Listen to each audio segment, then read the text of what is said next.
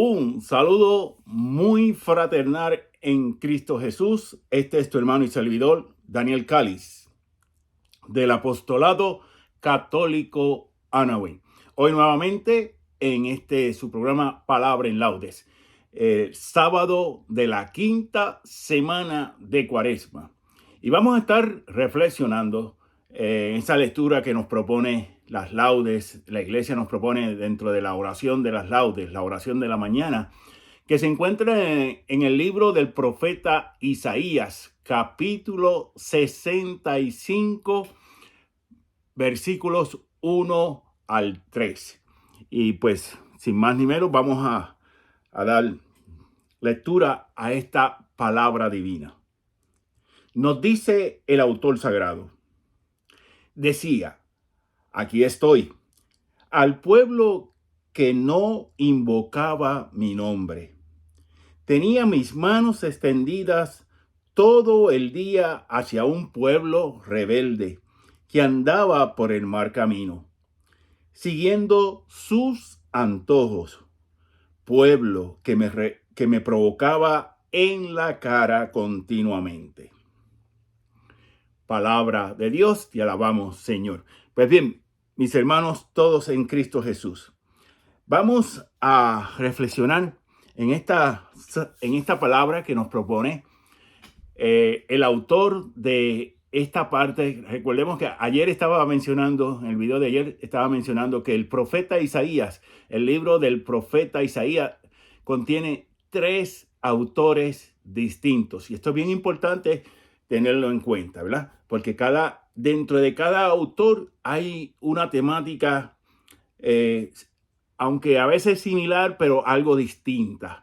Y el contexto cultural, histórico y todo eso, el contexto literario, también suele ser distinto. Y eso es bien importante, mis queridos hermanos, cuando vamos y estamos estudiando la palabra de Dios, tener en cuenta. Recordemos, Catecismo de la Iglesia Católica, numeral 110, ¿ok? Búsquelo en la internet, búsquelo, si lo tiene en el libro, búsquelo, léalo, numeral 110, que para poder conocer lo que los autores sagrados quisieron decir, tenemos que tener en cuenta los distintos contextos, lingüístico, histórico, cultural, las creencias de la época, etcétera, etcétera, ¿verdad?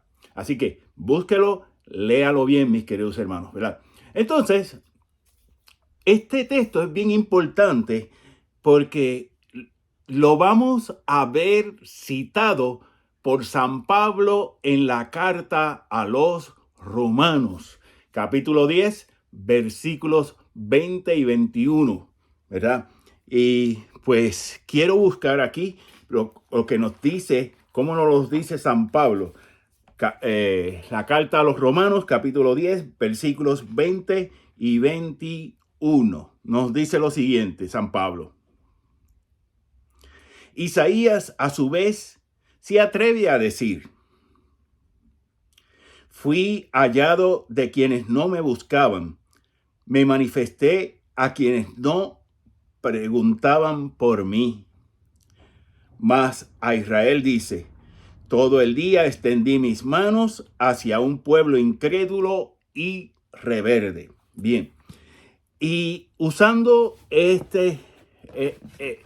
dejándonos llevar como San Pablo en la carta a los Romanos, el capítulo 10, versículos 20 y 21, nos pone me dejé hallar por quien no me buscaba.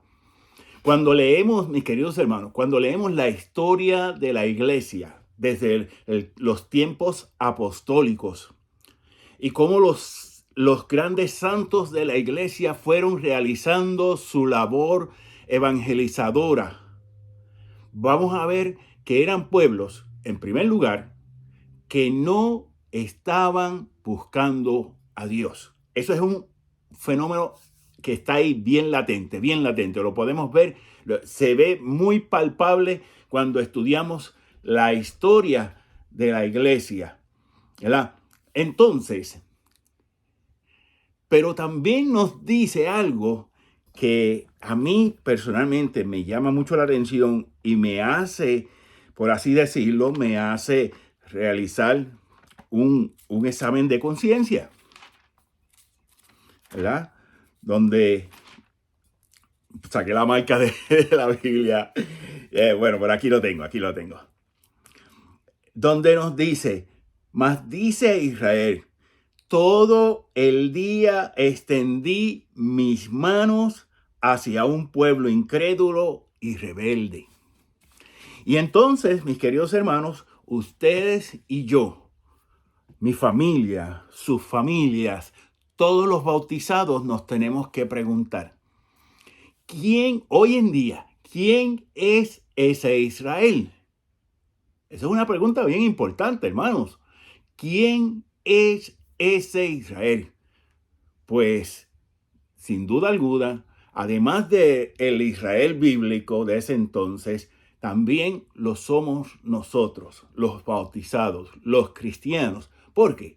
Pues porque hemos sido ungidos, ¿verdad? Como lo fue a ejemplo, como el ejemplo que Cristo nos da. La palabra Cristo y Mesías significan aquel que fue ungido. Y nosotros somos cristianos no solamente porque se nos echó agua y pronunciamos la Trinidad, que es esencial en el bautismo, sino también porque fuimos ungidos tal como lo fue Cristo para cumplir una misión de ser sacerdotes, reyes y profetas, ¿verdad? Y otras veces ya yo he explicado esas tres funciones que recibimos en nuestro bautismo, ¿verdad?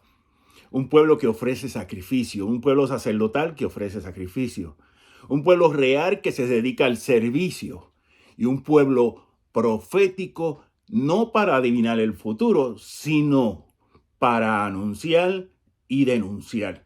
Anunciar lo que es de Dios y denunciar lo que no es de Dios, mis queridos hermanos. Por eso, entonces, esta palabra, ¿verdad? Isaías 65, capítulo 65, versículo 1 al 3. Algo bien importante para cuando estemos leyendo estos últimos dos capítulos del libro de Isaías, 65 y 66. Estos dos capítulos, el profeta aquí, el tercer autor, el trito Isaías, como decía ayer, nos está hablando de lo que será el juicio final. Como cristianos, la iglesia nos enseña que hemos de recibir dos juicios. El juicio personal, ¿verdad? Cuando morimos. Y al final de los tiempos, cuando venga Cristo glorificado con poder y majestad, el juicio final. Y San Pablo nos habla, ¿verdad? Nos habla de ese juicio final, ¿verdad? Y nos habla también del purgatorio, el numeral 131. Nos habla del purgatorio, donde en la primera carta a los Corintios, capítulo 3, versículo 15, ¿verdad? Que hemos de pagar, seremos probados, vamos a ser probados en el crisol del fuego, vamos a ser probados. Y si todo concluye como Dios manda, pues vamos al cielo. Pero si si no hay esa última purificación final, hemos sido salvados, porque el purgatorio nos enseña que hemos sido salvados y el purgatorio no es una segunda oportunidad, que quede muy claro, ¿verdad? Pero tenemos que purificar. Recordemos que los pecados, además de confesarlos, tenemos que hacer restitución. Y esa es una de las cosas que nos ayuda a ir purificándonos de nuestros pecados en nuestra vida espiritual, cuando estamos aquí en esta vida terrena, mis hermanos. Entonces, luego, el Catecismo de la Iglesia Católica, y lo quiero leer directamente desde aquí del Catecismo de la Iglesia Católica, nos habla del juicio final en el numeral 1040 o 1040, ¿verdad? Nos dice lo siguiente, el catecismo. El juicio final sucederá cuando venga Cristo glorificado. Solo el Padre conoce el día y la hora en que tendrá lugar. Solo Él decidirá su advenimiento, o sea, la venida de Cristo. Entonces Él pronunciará por medio de su Hijo Jesucristo su palabra definitiva sobre toda la historia. Nosotros conoceremos el sentido último de toda la obra de la creación y de toda la economía de la salvación.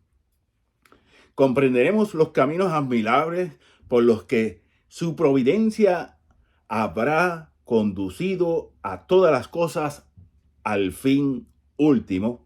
El juicio final revelará que la justicia de Dios triunfa de todas las injusticias cometidas por sus criaturas y que su amor es más fuerte que la muerte.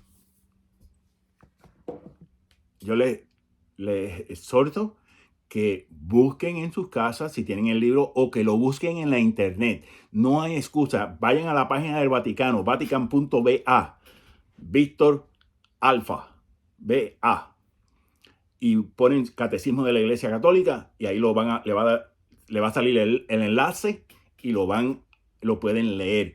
Catecismo de la Iglesia Católica número 1040. Ahí se nos dice cómo va a ser ese juicio final, donde, y vuelvo y recalco, donde solamente el Padre sabe el día y la hora, y donde se nos va a descubrir en forma definitiva el último sentido de toda la creación y la economía de la salvación. Cuando se dice economía, al contrario, es toda la práctica, todo como se lleva a cabo, como la realizamos día a día, usted y yo, mis queridos hermanos. Eso es la economía de la salvación.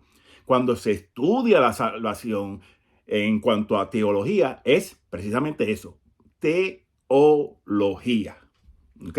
Entonces, y al juicio final revelará la justicia de Dios, que es más grande que todas las injusticias que hayamos todos los seres humanos cometido, y que el amor es más fuerte que la muerte. El amor es más fuerte que la muerte. Y ahora yo, así a ligera, pensando, si Jesucristo resucitó, ¿por qué resucitó?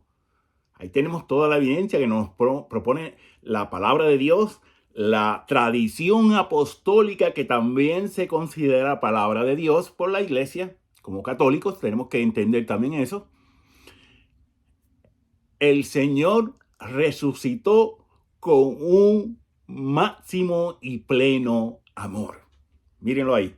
El Señor resucitó con un máximo y pleno amor. Entonces, pues nuestra vida tiene que dejarse guiar por ese Jesucristo resucitado.